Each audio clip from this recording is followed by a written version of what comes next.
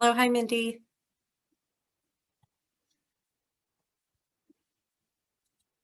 So this is going to be the Outreach and Awareness, Safety and Security at Dams group. Hey, Elizabeth, I clicked on the link and I am not in the right group. So, where should I go for my new link?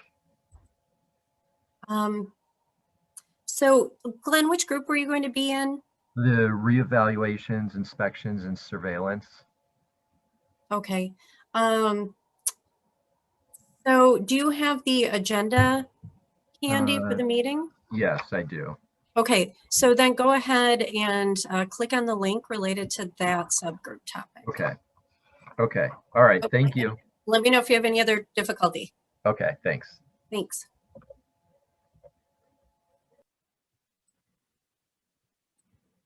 All right. I was just checking to see before we started which of the task force members are here. So we have Abby and Brett, Mindy, Dana. Great. I know Marty Holgren wasn't here today. Hopefully everybody's finding their home. And Tanya, great. Hello. And I believe that Mario Fusco from the Dam Safety Program is going to join us as well in a moment. Give people a little bit of time to get on here.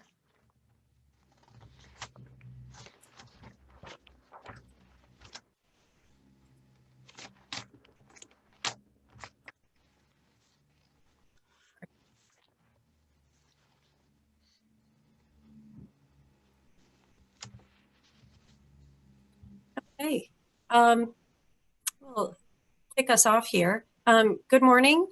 This is the second round of the Fast and Furious breakouts for this meeting today.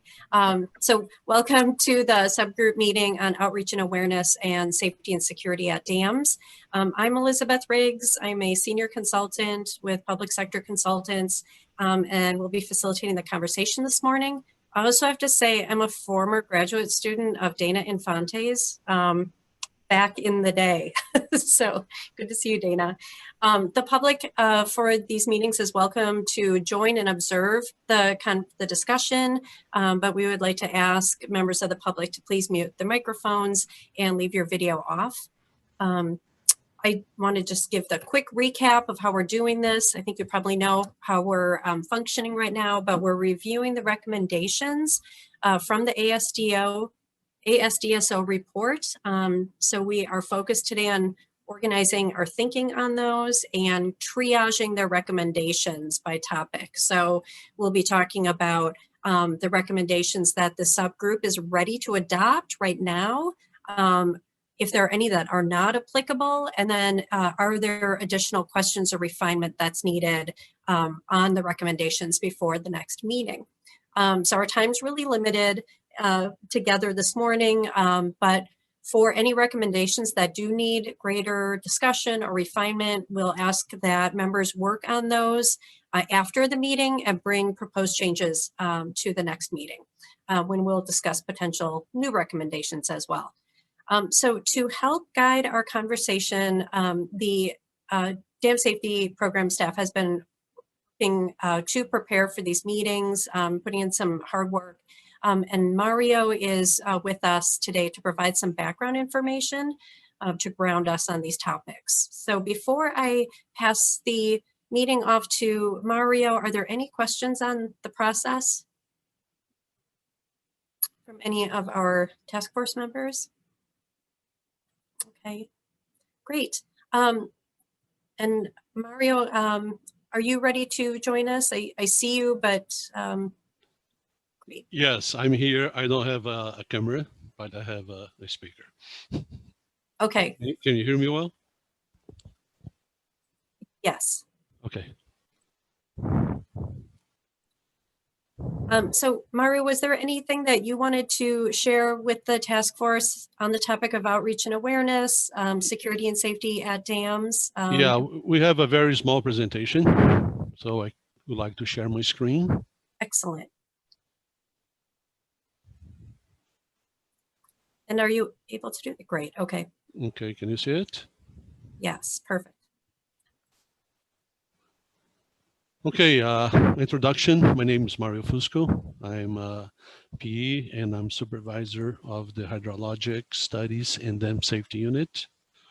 And at the bottom of the slide, you have my phone number and email, my contact information.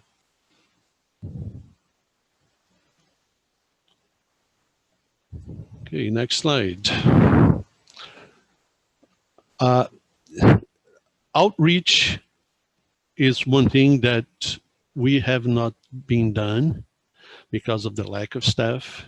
It seems like the last workshop that we gave to dam owners was in 2009.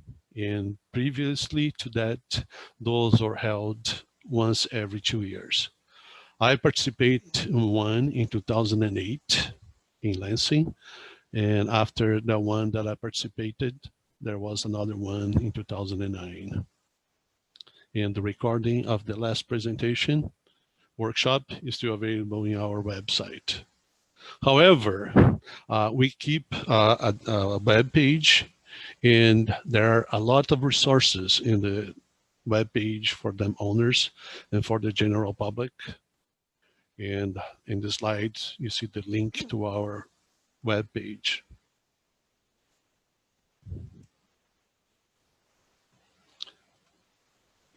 Okay. This slide says all the available information or literature that's available to dam owners at ASDSO.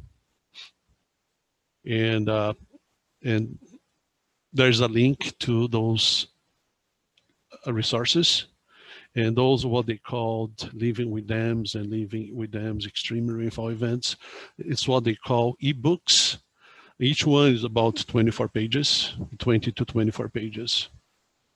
And in our web page, we also have other information like the dam inspection by owner, fact sheet, and basically it lists the steps on conducting an inspection.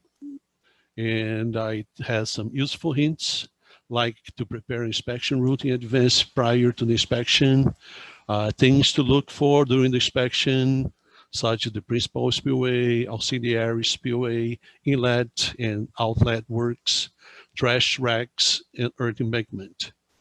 And for the earth embankment inspection, they list what things you should be looking for, like seepage, cracks, settlement, slumps, erosion, scour, vegetative growth, and animal burrows. And also SDO has a lot of information about dams, like you can see in the middle of the slides, like what is the potential failure modes, like overtopping, piping, sliding, hazard creep, and also information on maintenance of a dam.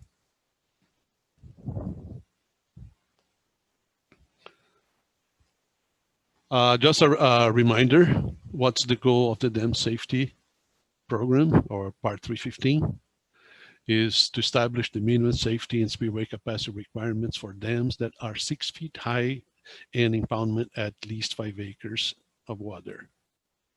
And FERC dams are exempted from regulation under part 315. And also part 315 mandates the regular inspections for the different type of dams. 3 years for high hazard potential dams, 4 years for the significant hazard potential dams, and every 5 years for the low hazard potential dams. One of the recommendations of the ASDSO is to change those frequencies to 1 year for high hazard potential dams and 2 years for the significant hazard potential dams, and keep the low hazard potential dams still every 5 years. One other thing that's required in the statute is that the high hazard and significant hazard potential dams, they needed to prepare and keep up to date an emergency action plan.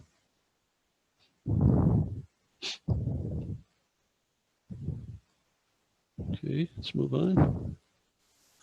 Our department, I was reading the wrong slide, I'm sorry. ASDESO also make other recommendations, like adding a link to the safety page on Eagle main page, develop a plan to restate training seminars and workshops that we did the last one in 2009, even though we provide some training to Eagle staff, and to provide regular cross-training for Eagle staff and Department Attorney General staff. And like I said, we have provided some cross-training with some Eagle staff, but one of the recommendation also want us to expand that, like providing cross-training to our enforcement staff and increase professional development and seek out new opportunities.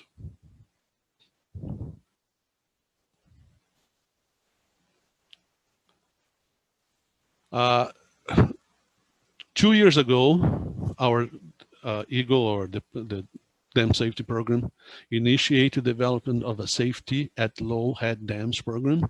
Those low head dams are not regulated under Part 315, but we decided to start a program.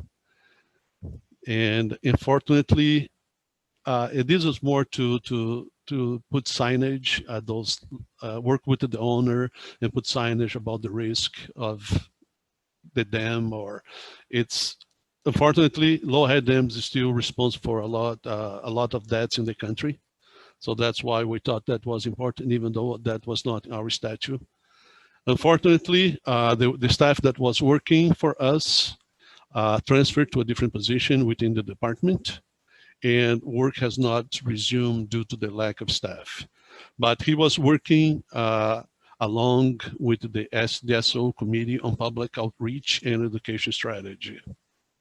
And is that one thing that we plan to continue if we have more staff working in our program. The next one, recommendation, is the development of a safety at dams initiative team and to work together with the Silver Jacket. Silver Jacket, for those who don't know, it seems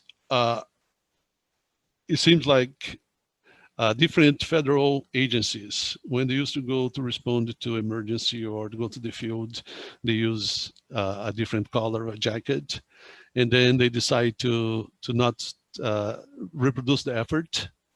So they created these organizations called Silver Jacket that will have members of WestJAS, the Corps of Engineers, and they do a lot of work on those issues. Also to develop outreach education strategy. Like I said before, developed a signage template, a complete inventory and a site bricks prioritization, and that means all the dams.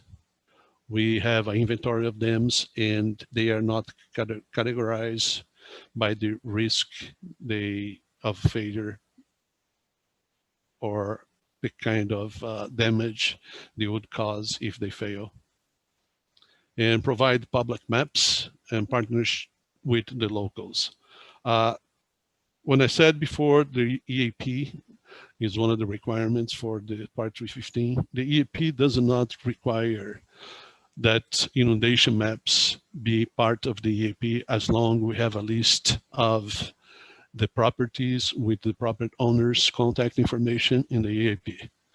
And sometimes a figure speak more than words. So I think it would be a good idea to follow their recommendation, make sure that inundation maps be something required together with the list of the properties and the owners of the properties that's going to be impacted in case a dam fails.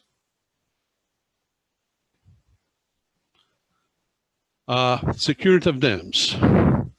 Michigan doesn't have a formal security of dams, and dam security here means degree of protection for a dam against damage or loss caused by criminal or terrorist acts. Since September 11, 2001, many states' dam safety agencies They have begun to play an important role in security of critical infrastructure. Michigan, as well, most of other states, has no authority or the resource to regulate dam security.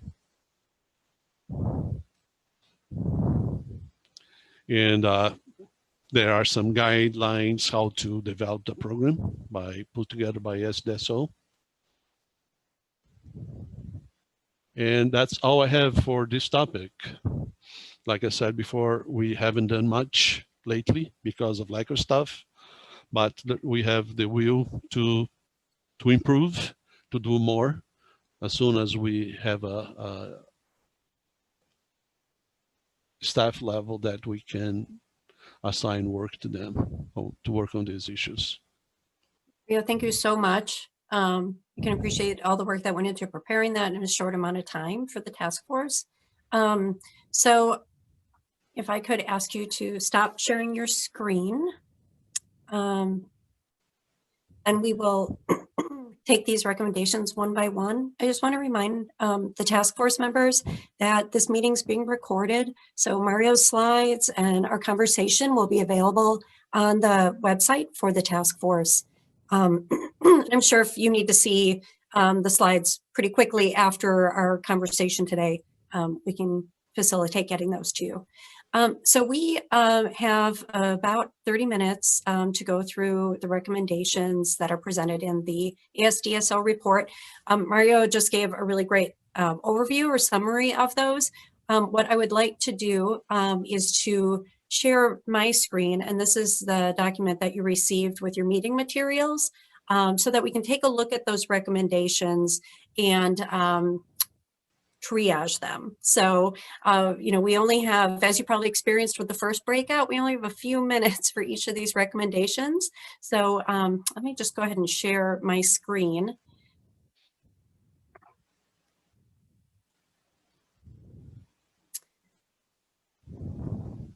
You can see that. So beginning with these recommendations, again, Mario just presented each of these, so the wording is just a little bit different. But I will walk us through each of these, and then I'm also recording what the subgroup wishes are for moving forward on each of them. So I'm keeping notes on whether you said thumbs up, let's just go forward with this one, or we have questions, or we need to do some refinement prior to moving forward. And if it's not applicable at all. So let's starting with this first one here. This is a pretty straightforward one. This is recommendation 2020-17-A, and that is to add a link, an icon to the dam safety program from the, I believe it's the main pages of, could use it, Mario, or I see Teresa's on this call too, if this was an icon for the website of the Eagle website or Water Resources. I think it was for Water Resources, but it could be both. Okay. And we have since created a dam safety task force link, but for the dam safety program, there is a link on the Water Resources page, but not on the Eagle front page. Okay, thank you. Yeah, adding to what Teresa says, it was to the Eagle main web page, and also one of the recommendations, I don't know if it's here or not, was to add dam safety in the mission statement of the department. Thank you. So to ask the members of this subgroup, is this a thumbs up to adopt this recommendation as is? Okay, great. Thanks. All right, looks good. Then moving on to 2020-17-B. This is providing periodic dam safety 101 awareness seminars. I think this is what Mario described as maybe the cross training to reach Eagle support staff, public information officers, and so on. That outlines dam safety program's mission to protect environment and the public safety. I'll ask first, is this something that you can adopt as is? there are questions or refinement, then This is Abby. I don't like setting goals that say periodic. To me, that's kind of a little open-ended. So I would like to maybe dive into this just a little bit more and kind of go into maybe some refinement with this one. I also think that there might be easier ways to accomplish that task than periodic seminars, especially with the resources that are available.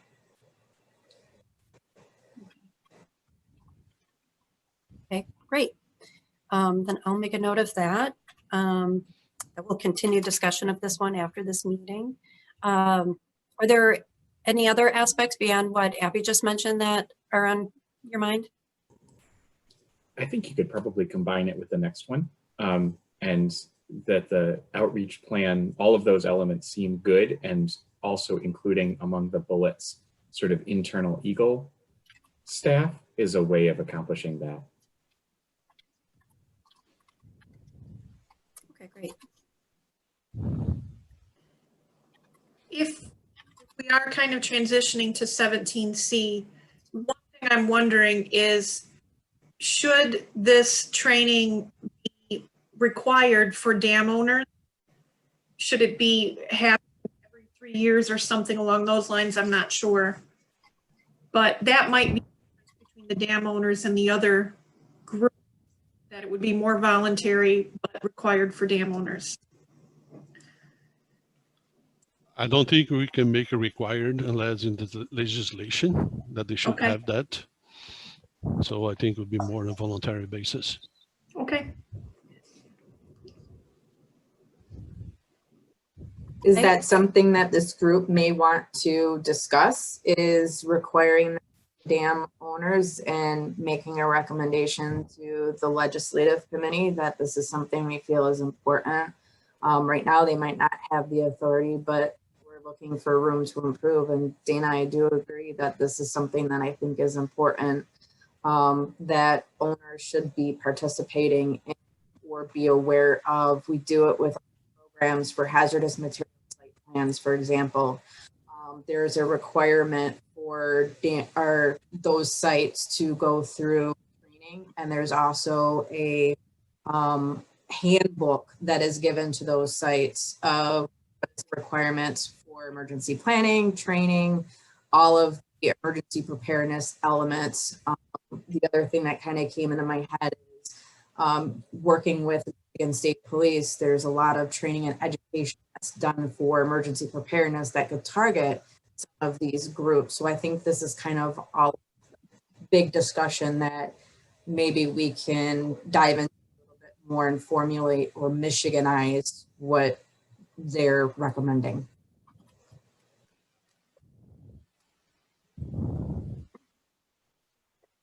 I'll note that then. And certainly, as you mentioned, some of these things are going to cross over into other subgroups, other topics. So that out after this meeting as well. Okay, then I'd like to suggest that we move on then to 2020-17-D, which is engaging staff from consulting firms with voluntary professional development opportunities, such as serving on event planning teams and as speakers for locally delivered dam safety awareness seminars.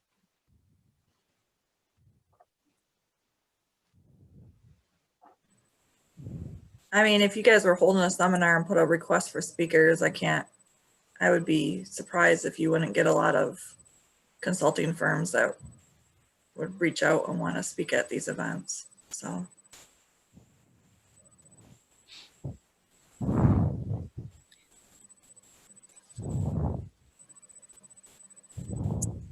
Good to go as is? If so, do you want to give thumbs up?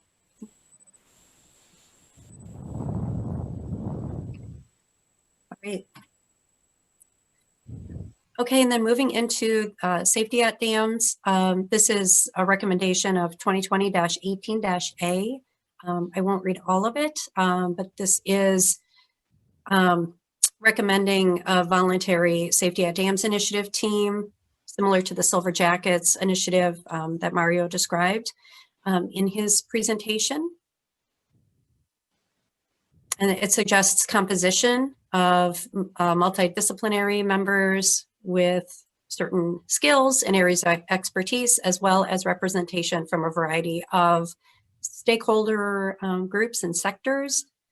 They also then go on to recommend focus areas for such an initiative team.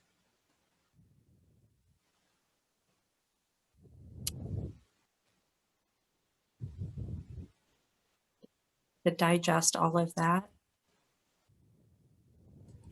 I know this, it's probably a little beyond the scope of this group, but I think one of the issues, and Mario talked about it too, is that you've got like 2 or 3 people in this section. And if we're loading up a whole lot of other places, and all of these are great, like, but educational opportunities and them educating others in Eagle and external stakeholders and everything else, I think part of the fundamental issue here is that we do not have enough resources or staff on this team in order to do it. And so I think all of this is great, but if we're looking at sort of what are the, I think we have to get to a point where we've got more resources and more staff, or we're asking them to do even more.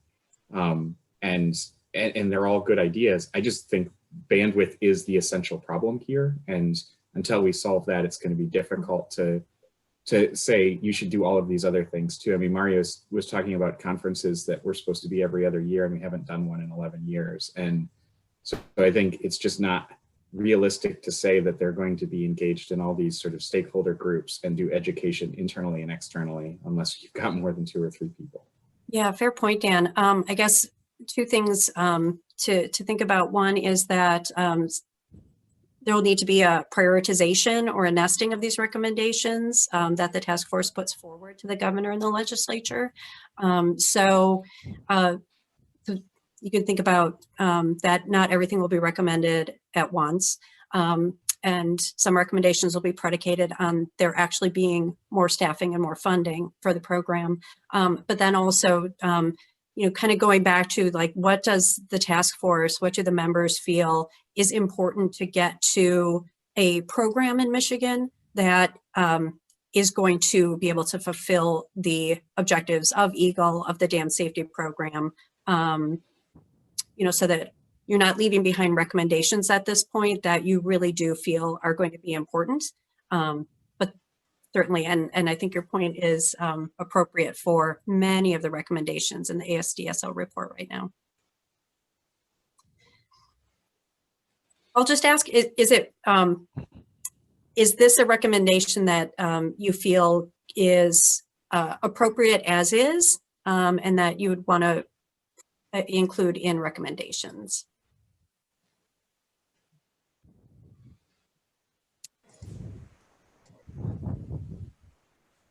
I think it's appropriate as is, but it's contingent upon really additional resources becoming available. It's not something that's going to be able to be accomplished within the current structure. It's really contingent upon those staffing and financial resources. So I think all of those kind of fall that line. And I don't know if this comment goes into this point or the next one, but the one thing that's kind of popping up into my head is what safety and security, or making recommendations of what security issues may arise that should be reportables, and who are they reporting to. So that's kind of that outreach, but it also falls into that safety and security element of there is no program right now. What happens if there's a security or a safety?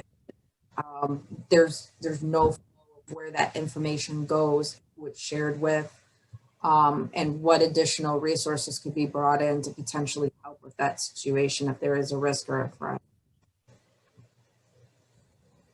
So is that then possibly a gap in the recommendations, and that could be something that needs to be developed? Yeah, that's kind of what I guess I'm not sure, because it kind of falls into the safety, but it's also really more like security element. And so it's definitely that I haven't seen filled yet. I don't know what recommendation it fits into best or what one would be best to be modified. I don't know.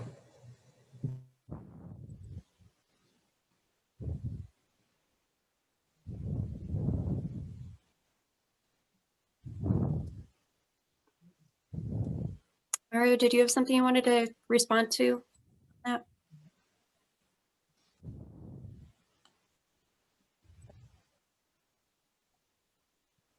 Is there any other discussion on this one? Or questions? It sounds like at this point that certainly it would be contingent on resources being available for this work to happen. But then, Abby, to your point about wanting to have some additional measures laid out, maybe suggest that this is one that needs a little more refinement. I guess I would say like can you give a thumbs up if you're ready to adopt this one as is? And then also look at adding an additional new recommendation that gets at what Abby was mentioning. I would support that, but with Abby's conditionality language included, that all of this is good, but it's conditioned on having the resources in order to do more things. I'd support the condition of the resources, and yeah, I think there should also be something in here, like for the refinement of where do you report safety or security issues.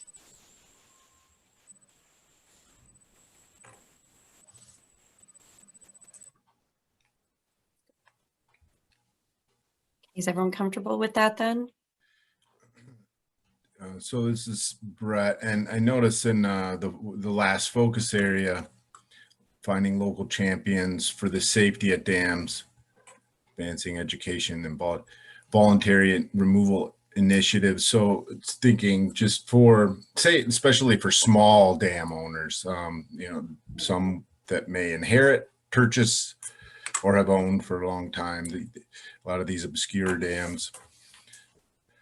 A source for information and resources for alternatives to keeping or modifying, resources for removal, for example. That's not always an easy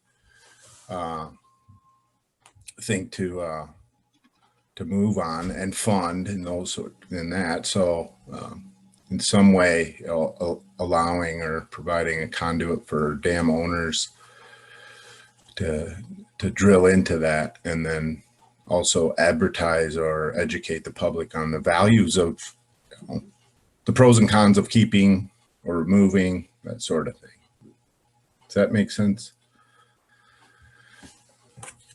So I guess a question that I'd have is it possible that that information is already contained in the other bullets? I guess it depends on how that's defined. However, if it's something that the group feels is important to call out specifically, then well, the terminology, I guess, that I didn't see it was any if there's any resource natural resource technical folks that would be engaged or involved on this team. Maybe that's already captured in there, but there's recreation interest groups and academia. And other state agencies and divisions, I assume, I guess, would involve those folks. But the Silver Jackets team is already an established statewide team, and they do bring in subject matter experts or technical experts dependent upon what they're discussing or what they're reviewing. So it's definitely a very wide cross-collaborative group. I think they're just kind of referencing that they really have not addressed dam safety in the past. They've done a lot of floodplain management, but nothing in the dam safety realm. So it would be a good topic for them to get involved, get engaged with. And yeah, definitely, I think, promoting those technical experts or technical resources, because that's a gap of where are those resources for local dam owners. Very good. Thank you. for that. You're welcome. Great. Well, I suggest then that we move on to the security recommendation, which is 2020-19-A. This calls for referring to ASDSO's guidelines for State Dam Safety Office implementation of a dam security program and begin to develop awareness of dam security issues. It also calls for collaboration with multiple government agencies and national organizations on dam security issues to identify, prioritize, and evaluate security risks on state-regulated dams and conduct security exercises and participate in related dam security activities.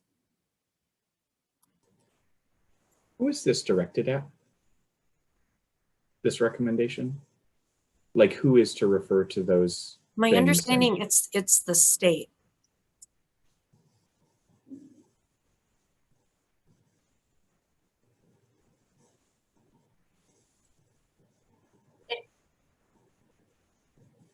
Is it now that there aren't a lot of emergency preparedness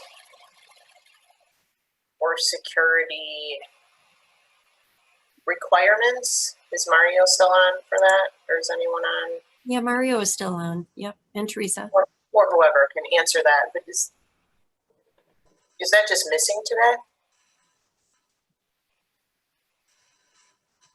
I have the same question. I think we are not trained. We don't have expertise in security. It makes sense maybe for other states that they have a DNR, similar to our DNR, where they have conservation officers that can be involved in security. So I think our role would be more working together with the DNR and state police on those critical facilities.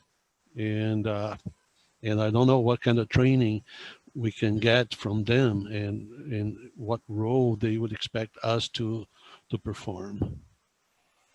When ASDSO did the report out, one of the things they emphasized very much was that the state should have their own house in order before they go and ask privately owned or other publicly owned dams to get their act together too. And if you notice in here, it talks about security risks on state regulated dams.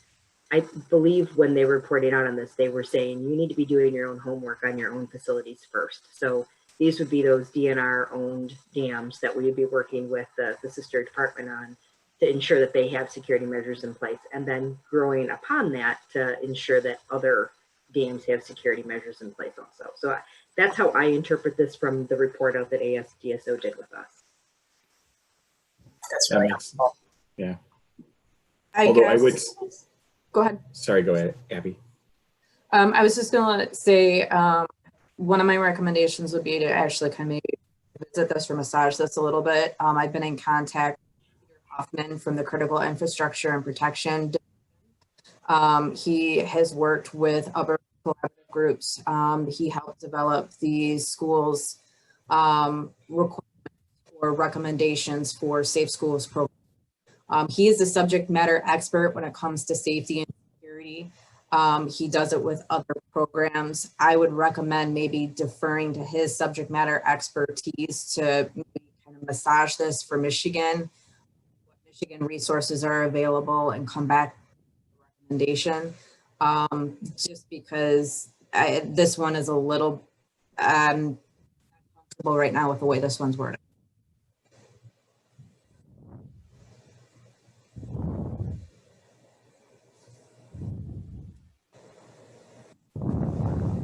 Good morning.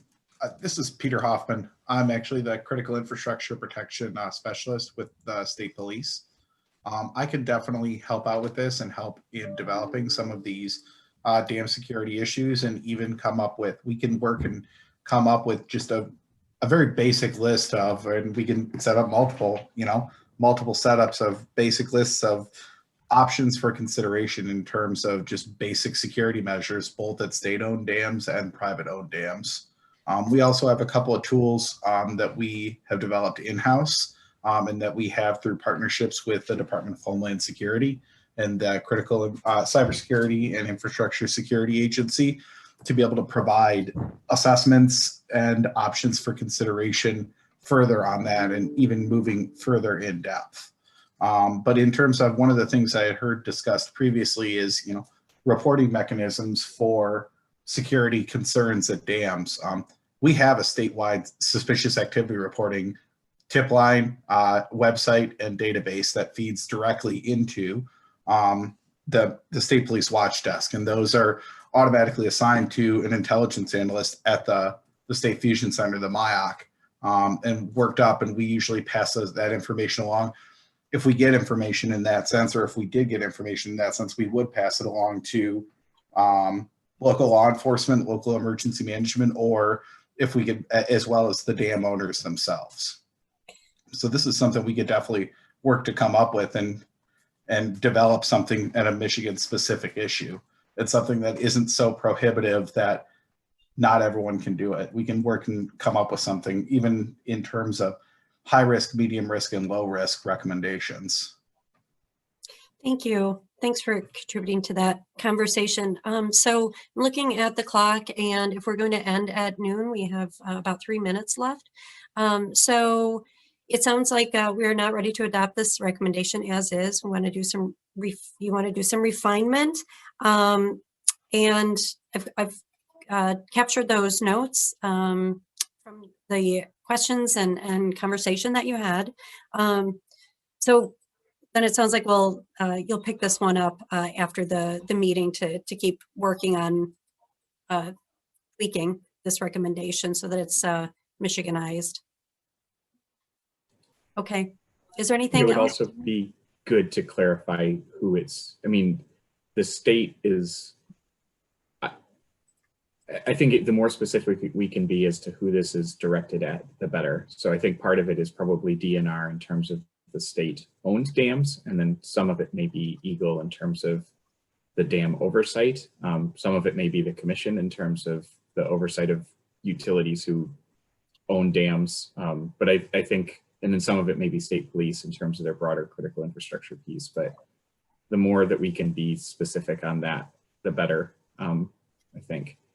And I also, I understand the idea of getting our own house in order before we start asking others to do the same, but I think it is a both and thing that we should absolutely be working to improve our stuff, but we shouldn't wait for us to be perfect to ask others to do better as well.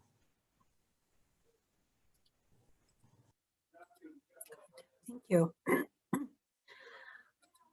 Okay, well, well done. We got through those. So is there any other comment from the task force members, from our Eagle technical experts? We adjourn? Okay. All right. Thank you all very much. Well done. Thank you all. And, Thank you. Goodbye. bye-bye.